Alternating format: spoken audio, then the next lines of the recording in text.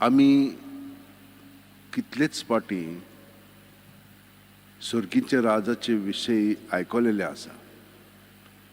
जेसू म्हणटा सर्गीचे राज आयलेले आसा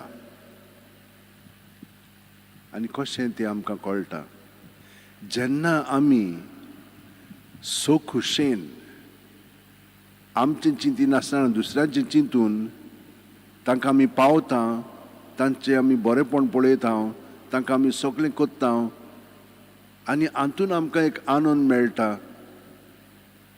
तातूंत आमी जाणो जावया की आमी सर्गीच्या राज्यान जियेता म्हणून. देव आमचे सगळ्यां बरोबर आसा, सगळ्यां भितर आसा आनी हो देव आपले कुडींत एकामेकाचो परामर्श करता.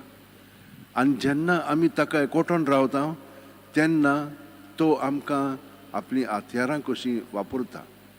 आमचे हात पळयात, आमचे पांय, आमचे दोळे सगळे एका बरोबर ते वावुरतात. तेच भाशेन आमी सगळीं जाणां जेजूच्या एकवटान रावन एकामेकाचो परामर्श करूंक लागलीं की ना तातूंत सर्गीचें राज आयलेलें आसा आनी सायबीण मायन तें आमकां परगटलेलें आसा. पूण तिणें न्हय पवित्र आत्म्यान, पवित्र आत्मो आमचे सगळ्या जाणांक प्रेरणा दिता. कितें म्हणूंक, कितें करूंक, कशें करूंक, कितलें करूंक हें सगळें तो दाखयता. आमी फकत ताका लागू जावंक जाय, एक जावंक जाय. आनी एक जावपाक ताणेंच आमकां सांगलां कितलें सोंपें पळय तें. आयज हें फेस्त आमी एक पळयता की सायबीण मांयक जेन्ना देवदूतान सांगलें ती खरेपण म्हणूंक लागली, वय देवान हें म्हजें सगळें केल्लें आसा आनी देवूच म्हजें सगळें आनीकूय कितें करूंक जाय तें करतलो. तो ती दोडवणीन पळयात दुसऱ्यांची सेवा करूंक वता. एलिझाबेथ कितें म्हणटा, सर्वेस्पराची आवय तूं, त्योतकोस. तिणें पयलेंच तें उच्चारलेलें आसा, तूं देवाची माय म्हणून. आनी जो हांव आदी फुडेंच कुसव्यान आसतना ताका पातकांतलो तो निवारता आनी ताका सुटका दिता मूळ पातकांतलो. आनी हे भशेन तो उडी मारता खुशालकायेन.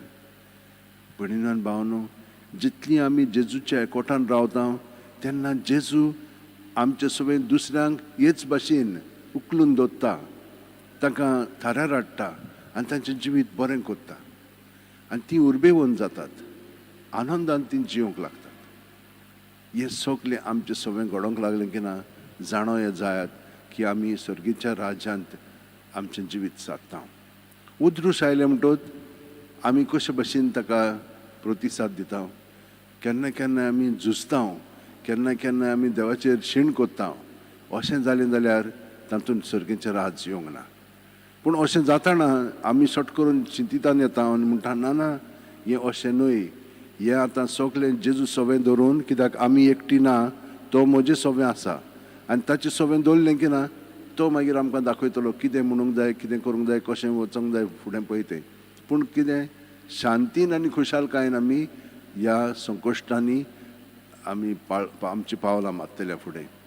तर हे भाशेन घडच्याक थोडो वेळ आमच्या हात अशें उंटेन दवरया, दोळे बंद करया. प्रत्येक सुस्कारांत जेजून आमी बरोवन येता. जेजू सवें आमचें सगळें आसा, जेजू सवें आमचें सगळें दवरया सुस्कार भायर सोडटना.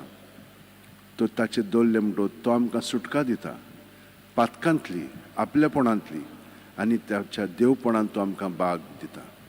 प्रत्येक सुस्कारांत तो आमकां ही संदी दीत आसा. तर ह्या ताच्या एकवटान आमचें जिवीत सारया.